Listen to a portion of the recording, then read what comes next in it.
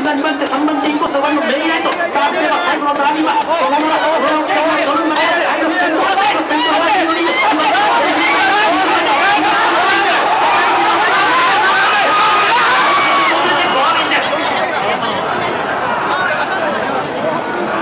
6番のカイロスが岩見の絆を振り切ったのか、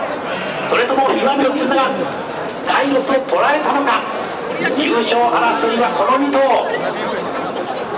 そしてあとは置かれまして5番のメイライトは3着という選択に受けられますが、さあ競馬第40回山ダービー、かつてその名を歴史に刻んだのはどうやら6番カイロス、田原秀明騎手優勝を決めたようであります。2着惜しくも2着は1番の岩見の絆野田誠騎手。この2頭の接戦で終わりました第40回福山ダービー。しかしこのレースは審議となっております。